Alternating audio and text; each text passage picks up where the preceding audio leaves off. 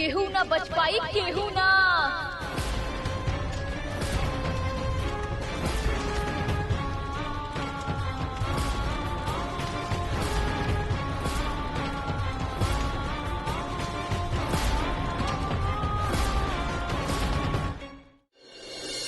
निर्मला मतलब रिया ही निर्मला बन के हारी गया।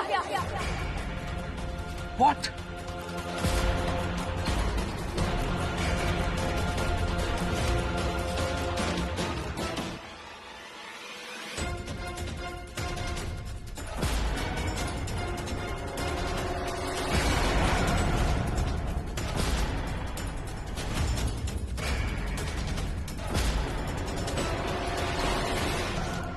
पर षड्यंत्र।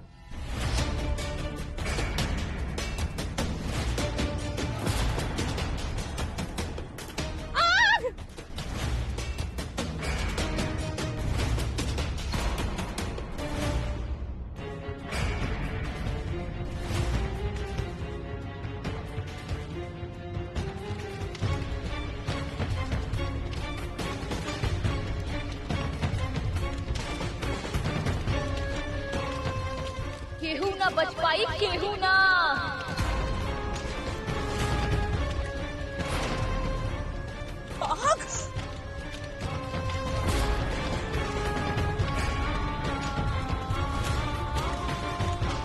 रिया! क्षमा, क्षमा, आराम से। क्षमा, कुछ ना होगी। माई, संभाली क्षमा के। रिया!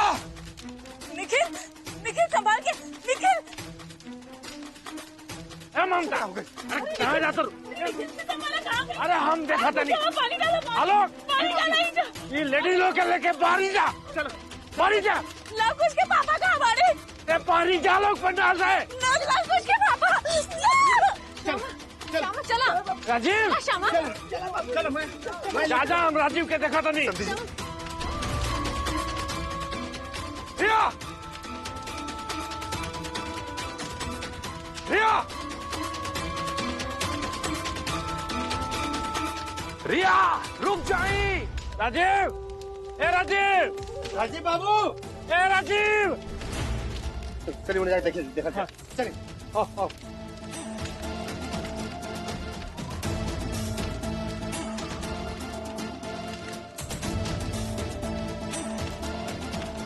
राजीव बाबू! राजीव! राजीव!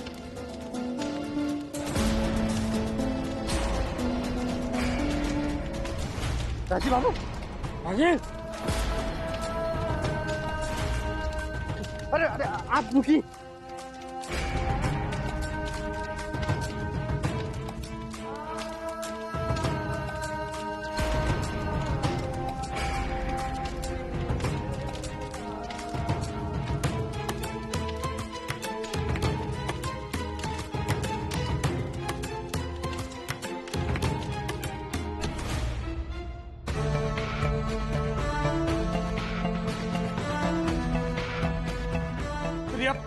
रिया, हमारी बात सुनी।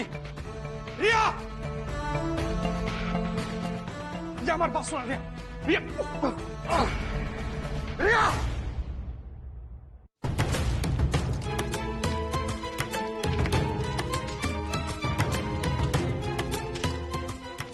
ए राजीव! राजीव!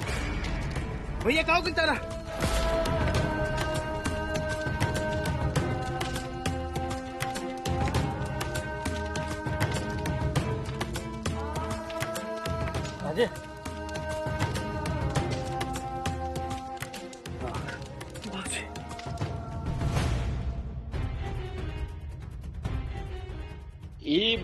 इस साजिश के मास्टरमाइंड पहले एगो लेडी के हत्या, फिर एजेंसी फूक दहला, अब आपके घर।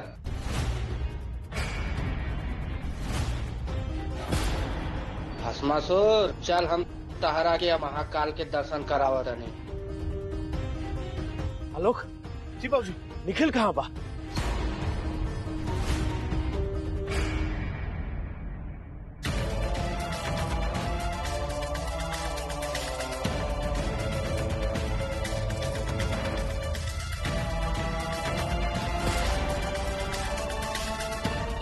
रिया!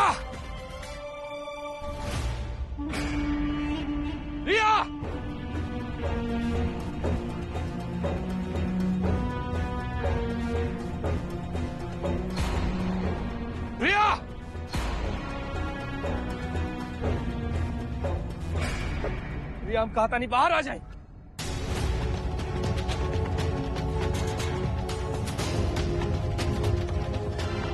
रिया, रिया आग से बेसी दाग क्रोध में होला, जो इंसान के अंदर से जला देवेला। अब कहता नहीं क्रोध के त्याग करी और बाहर आई। देखिए, हमरा के मालूम बा कि ई कदम आप प्रतिशोध देना अपन आत्मसम्मान के रक्षा कर उठोले बन। जोन भाई लोकरा पे गुस्सा ना बनी हम। रिया, हम माफी मांगता नहीं अपना माई के करनी पर, जो वो आपके साथ कैले रानी। वो दिन हमरा के अपना माई के रोके के चाहत रहे। रिया, हमरा के मालूम बा कि बहुत गलत बात बा कि केहू के रंग रूप देख के अस्वीकार करे के कोनो बस ना चलेगा। हम माफी मांगता नहीं, आपके ये हालात के हम समान जिम्मेदार बनी। रिया, बाहर आ जाए, हमरा के माफ कर दी, बाहर आ जाए। रिया, भाग्य के भी देखे के पड़ी। हो सकेला आपके भाग्य में हमरा से भी नीमन व्यक्ति हो, जे आपके वैसे ही चाहे जैसे आप बानी, जे आपके सूरत ना आपकी सीरत देखी, जे आपके रंग रूप ना आपके मन देखी, जे सिर्फ आपसे प्यार करी। रिया, आपसे प्यार करी।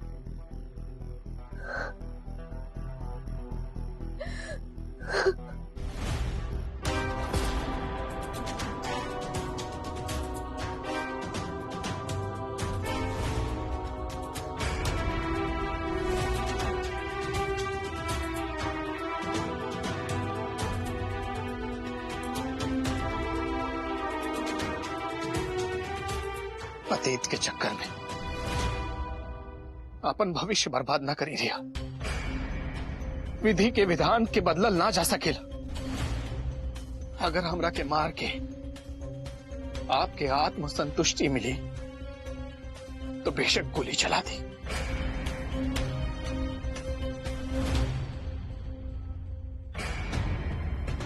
लेकिन ओकरा से पहले हमरा के एक सवाल पूछे के मोहलत दे दी कि जौन लड़का के ऊपर आप अपन पूरा जिंदगी न्यौछावर कर देले रहनी,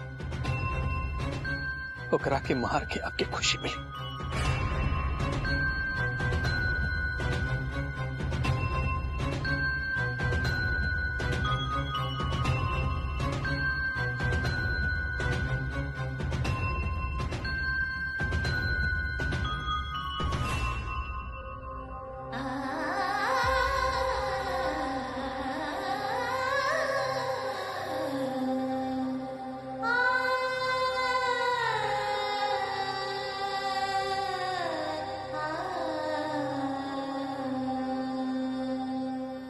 रिया,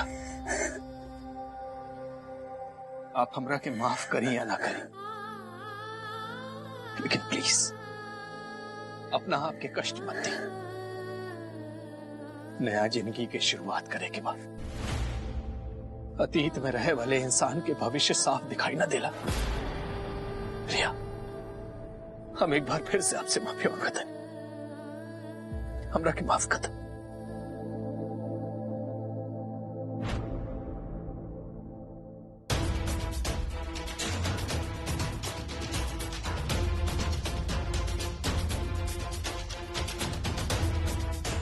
हवलदार, हथकड़ी लगावे के।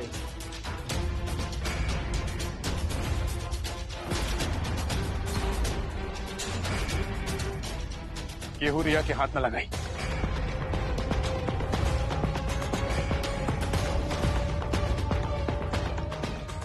अगर ये कानून के नजर में मुजरिम बानी, उससे पहले हम बानी इनकर मुजरिम परिवार समेत, और सजा के हकदार भी हम बानी। जी रिया दी। Mister Nikhil Jha, are you sure? ये एक अपराधी बा। अपराधी ना, दोस्त बानी हमार। आप जा सके नहीं जा सके। Thank you.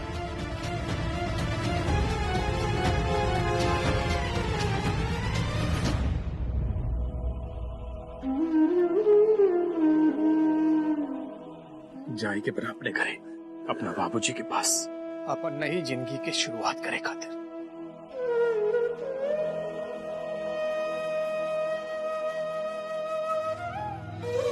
एगो पापी के साथे इतना करुणा कई दया के लायक बानी हम, अपराधी बानी। सॉरी, अपन झूठ के अहंकार के तृप्ति में सब नाश करे चलल रहनी। एक सजा मिले के चाहत रहे हमरा, लेकिन माफी बिच्छू के स्वभाव पर डंक मारे के, लेकिन आज तक हमार भीतर के सारे जहर निकाल के एक नया जिंदगी देले बानी। Thank you so much. केहू के सामने हाथ न छोड़ेगे।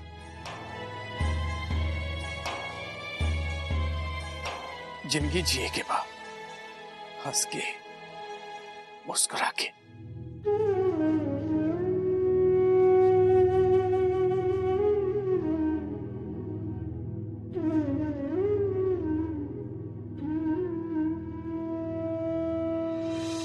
जॉन लड़की के जेल भेजे के चाहत रहे, उकरा माफ करके तू घरे भेज देला। तुम्हार दिमाग खराब होगा। हाँ, हमार दिमाग अब ठिकाने आयल मामाई।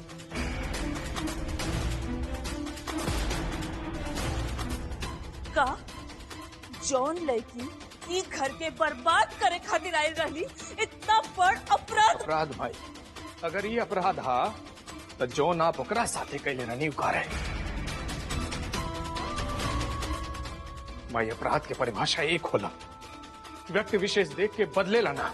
अरे वो आपके घर बाद में बर्बाद करे आई, सबसे पहले आप ओकर जिंदगी बर्बाद कर देनी।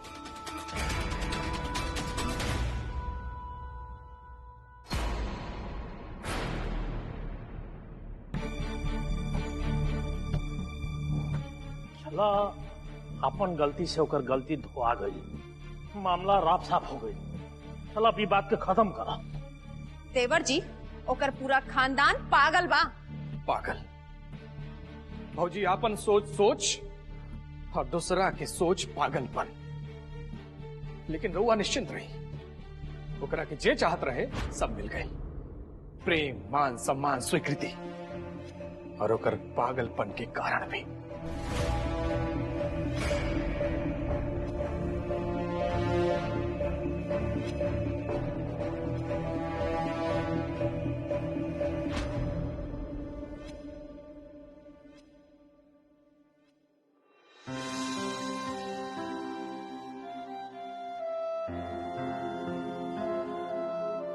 क्षमा, अब रखे एक बात बताई, का सांचों में रिया की सजा मिले के चाहत रहे? माफी से बढ़कर सजा और कुछ नहीं खे। आज आप रिया के माफ करके इंसानियत के बड़का उदाहरण देले बानी। आज आपके ऊपर गर्व बा हमरा। Thank you so much. बबनी, अरे माई, आई ना, प्लीज बैठी ना। ना ना, ठीक बा। जाए से पहले सोचनी कि एक बार आप सबसे मिलनी। जाए से पहले माने कहाँ जाए की बा? बबनी, तारा के तो मालूम बना कि नंदू घरे अकेले बना, और चंदन कितना संभरिए, ये तो तारा से छुपल नहीं खे ना। ठीक नो मेहमान जी, अगर आप कहीं तो कुछ दिन के लिए दुल्हन कैसे छोड़ दो, श्यामा के देखने खातिर तो। अरे भाऊजी, बा नेकी और पूछ पूछ।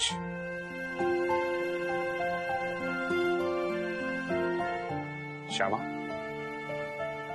भौजी की गेस्ट रूम दिखा दी, और हाँ, कोनो बात की कमी ना होके के चाहिए। जी। इली, हम रुकतनी सामा के सेवा खातिर और आप उल्टा इनके हमरा सेवा में लगा देनी। वैसे भी वो रूम दिखावे खातिर हमरा एक आदमी तो चाहिए। चला सामा, हम तारा सैर करा देतनी ई हाथ गाड़ी पे।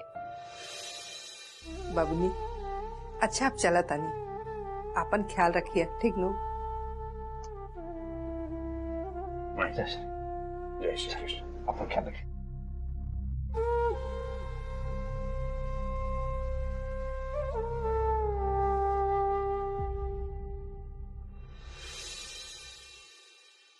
बाबूजी, ये बा आपके अलमारी, आपन कपड़ा लगता सब रख ली। कपड़ा का एमे तो हमू सूत रहा। बाप रे कितना बड़का बा। वैसे कहे के पड़ी ई पैसा वाला के तो ठाट बात ही अलग होला।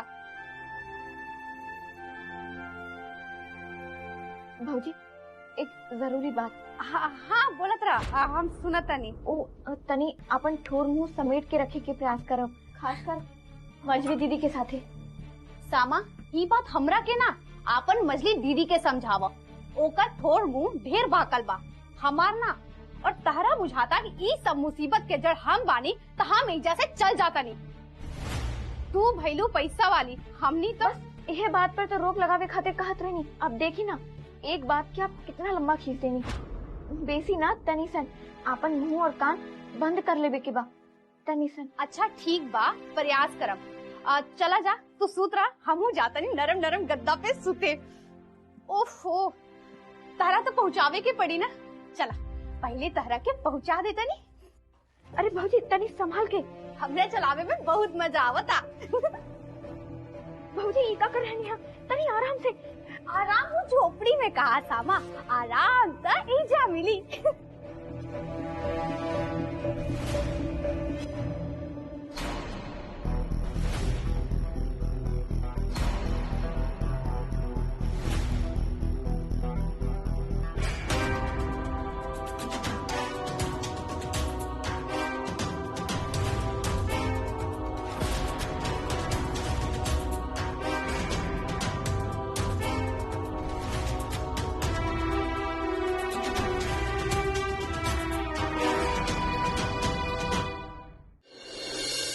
इतना रात के ई का कर लिए जा, अपन घर द्वार नहीं खेका। इहो हमार घर बा। मजली दीदी वो कुछ दिन खातिर भौजी एजा ही रही, हमार देख रेख खातिर। अच्छा तब चोर करी तिजोरी के रखवाली। बहुत खूब। का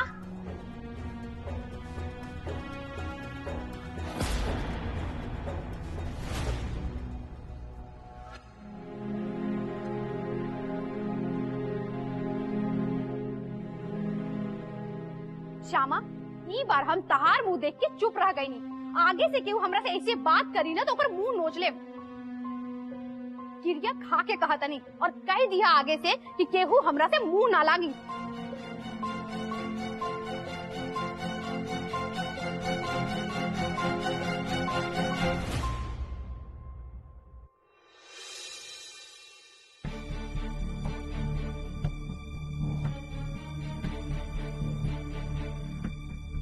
बाप रे ऐसे तो मुंह छिला जाई।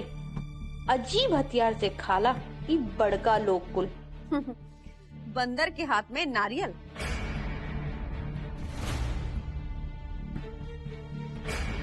भौजी रखा इला खाई।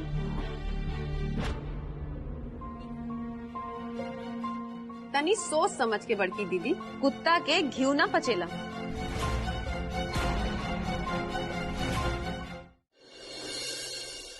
मजली दुल्हन, लोग के अपना हिसाब से जीवे देवे के चाहिए।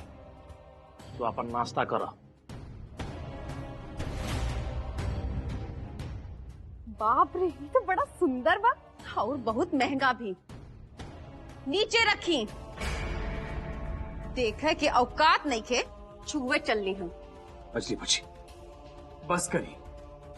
अरे कब से देख रहा लिया, कुछ तो मान मर्यादा सम्मान के ख्याल रखी। मेहमान जी अब बोले दी, अब आदत से लाचार लोग के इलाज कहाँ बा दुनिया में। और वैसे भी लगातार आवाज सुन के सामा के का पता एक और नाम याद आ जाए जे उ रात ओके मारे के प्रयास कैले रहे।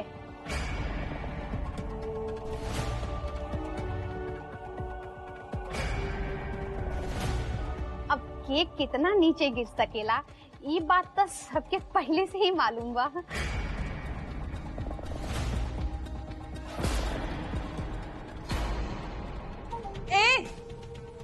अपन जुबान के लगाम दा, नाता सीधा खींच ले।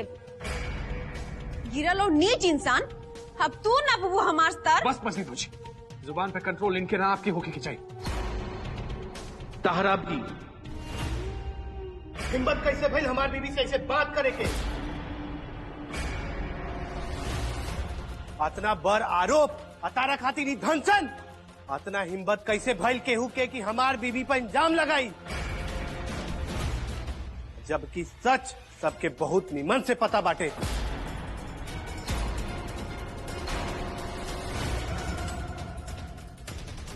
भैया ये हमारे मेहमान बारी, ये हमार बीवी बारी। इज्जत तो देवे के पड़ी भैया। वो तो तब मिली जब वो दूसरा के देवे के सीख ली।